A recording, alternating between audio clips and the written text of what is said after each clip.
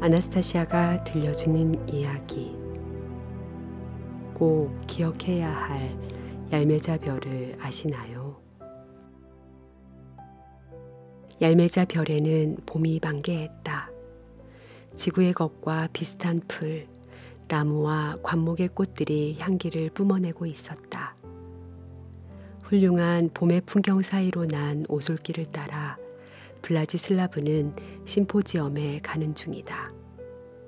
그는 얄매자별에 나타난 생명의 기원에 대하여 보고를 하기로 애정되어 있었다.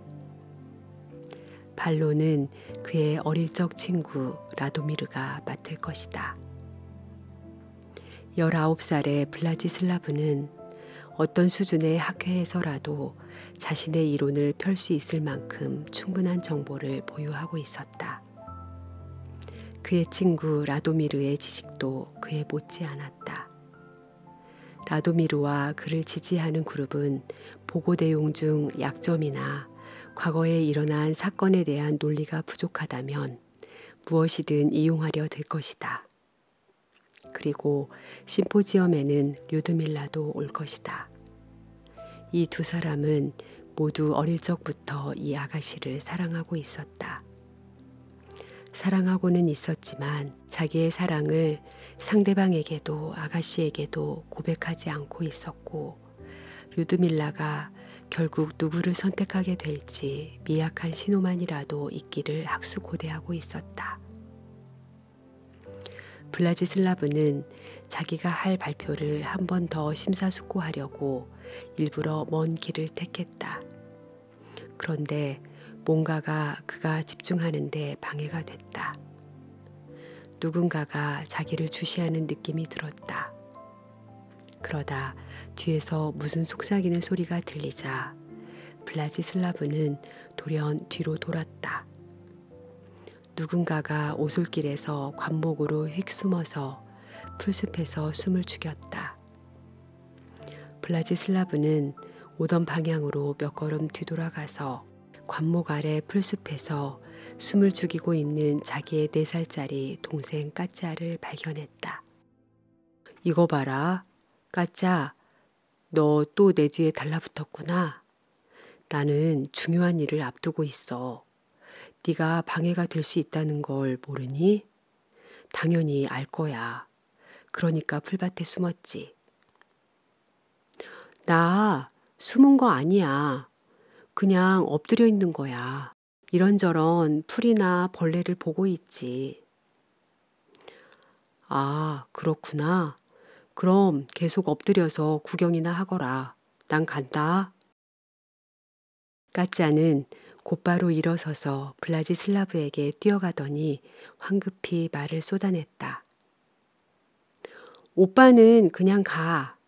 오빠가 생각하는데 방해가 안 되도록 나는 조용히 뒤에서 따라갈게. 사람들이 다 모인 곳에 도착하면 오빠가 내 손을 잡아줘. 그래야 나한테 멋있고 지혜로운 오빠가 있다는 걸 모두가 알 수 있지. 야, 아첨 떨지 마라. 손이나 줘. 단 기억해야 해. 나나 혹은 다른 사람이 발표할 때는 어른이 한 말에 토달면 안 돼. 지난번처럼. 흡족한 까짜는 블라지슬라브의 손을 잡고 약속했다. 오빠, 온 힘을 다해서 토를 안 달려고 노력할게. 자연 원형극장은 얄매자별의 각처에서 온 남녀노소의 대표자들이 꽉 메우고 있었다. 그 누구도 펜이나 수첩 또는 다른 어떤 필기구도 갖고 있지 않았다. 발설된 말에 아주 상세한 것까지도 타고난 기억력이 저장할 수 있게 해주었다. 청중 앞에 선 블라지슬라브한테도 어떤 전시품도 보이지 않았다. 그는 자신의 생각의 힘으로 공간에 과거의 사진을 보여주는 홀로그램을 만들 수 있었고, 일상생활용품 혹은 감정까지도 재생해낼 수 있었다. 약간은 긴장한 듯 블라지슬라브가 보고를 시작했다. 우리가 사는 별은 얄매자라고 합니다. 그 나이는 900해년, 그러니까 9 곱하기 10의 22승이 넘습니다. 그런데 우리 별에 생명이 나타난 건 고작 300년 전입니다. 생명의 탄생은 우리의 선조, 즉 2명의 지구인 덕입니다. 정확히 말하자면 얄매자 별에 생명이 탄생한 것은 지구별 거주인 2명의 사랑 에너지와 꿈의 영향으로 발생했습니다.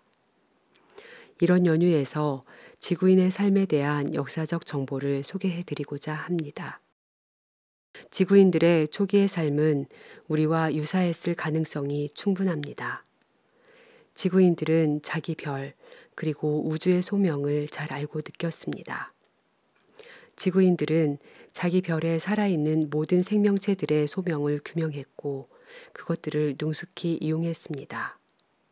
그러다 어느 날 재앙이 일어났습니다. 지구 거주인 중 한 사람의 의식에 바이러스가 침투했고 그 바이러스는 지구별의 다른 사람들 속으로 급속히 번져나갔습니다.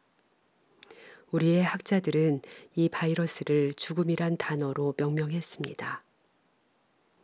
이 바이러스의 외부적 특징은 역사 데이터가 보여주듯이 다음의 발현에 있습니다. 그 바이러스에 걸린 사람들은 지구별의 완벽하고도 다양한 살아있는 것을 파괴하고 보잘것없는 인공의 세계를 짓기 시작합니다. 이 시대를 지구인 스스로는 과학과 기술 시대라 불렀습니다.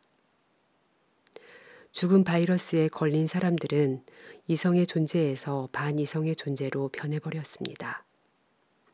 이 사람들은 조그마한 면적의 땅에 엄청난 다수가 몰려서 돌무덤과 비슷한 하나 위에 하나가 얹어진 모양의 주거를 지었습니다. 구멍이 송송 뚫린 굴이 많은 돌산을 상상하시기 바랍니다. 바로 이런 돌산을 사람들은 자신의 손으로 짓고 그것을 집이라 불렀습니다. 인공산에 있는 굴인 무덤을 아파트라 불렀습니다. 서로 인접해 있는 돌산 무덤이 많이 모여 있으면 그것은 도시라 불렀습니다. 소위 도시라는 곳에서는 공기는 숨쉬기에 부적당했고 마찬가지로 물과 음식도 신선하지 못했습니다.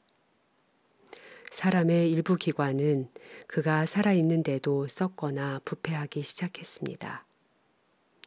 사람의 몸이 살아 움직이는데 내부에서 장기가 썩고 부패하는 상황은 상상하기 어렵습니다. 하지만 그런 일이 있었습니다. 역사서에 따르면 과기시대의 인간에게는 의학이라고 하는 학문조차 존재했음을 증명할 수 있습니다. 사람들은 내부 장기 이식을 이 학문의 엄청난 성과라고 생각했습니다. 사람들은 이런 학문의 존재 자체가 자기들의 의식이 온전하지 못한 것임을 증명하는 일이라는 것을 알지 못했습니다. 부패하는 것은 사람의 육신뿐이 아니었습니다. 사람들의 의식인 이성도 급격히 퇴화했고 생각은 느려졌습니다. 사람들은 새많은 능력조차 잃기 시작하여 계산기를 발명했습니다. 공중에 홀로그램을 만드는 능력을 잃고서는 텔레비전을 고안했습니다. 텔레비전은 홀로그램 비슷한 것을 보여주는 미개한 장치입니다. 공간에서 이동하는 능력을 상실하고는 자동차, 비행기, 로켓이라 부르는 인조의 보조장치를 만들기 시작했습니다. 때때로 한 집단의 사람들은 다른 집단을 공격하고 죽이기도 했습니다. 그런데 가장 믿기 어려운 것은 죽은 바이러스가 사람들에게 사람은 영원하지 않으며 상상의 공간에서 단지 한시적일 뿐이라고 세뇌했다는 점입니다.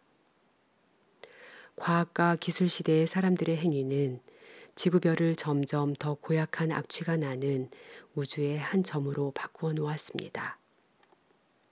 그런데 우주 이성은 이 유해한 점을 없애버리지 않고 여전히 무언가를 기다렸습니다.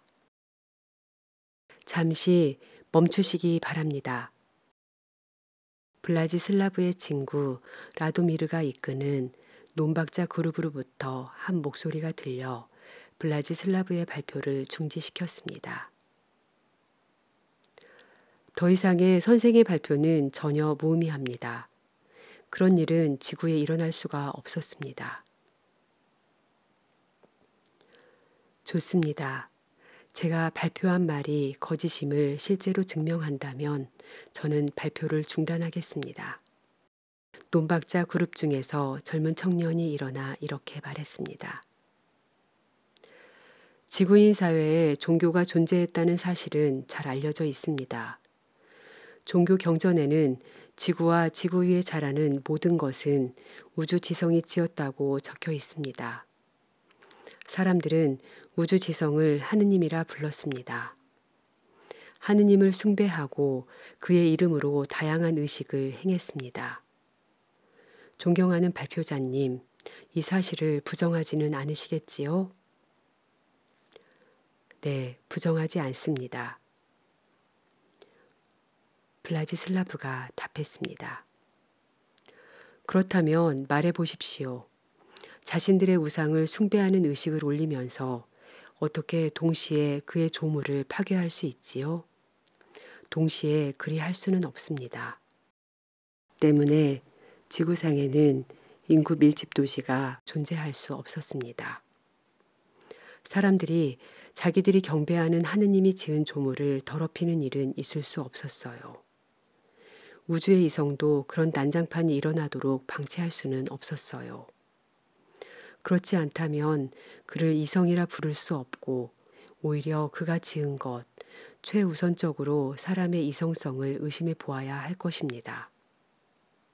이에 대해 무슨 말씀을 하시겠습니까? 존경하는 발표자님. 말씀드리지요. 이성의 존재, 그것도 온 우주 이성의 존재란 위대한 두 근간, 이성과 반이성의 합일입니다. 지구별 사람들의 반이성 시대는 불가피한 것이었습니다. 허락하신다면 사람의 내재하는 두 개의 위대한 근간을 증명해 보이겠습니다. 좋습니다. 계속하시지요.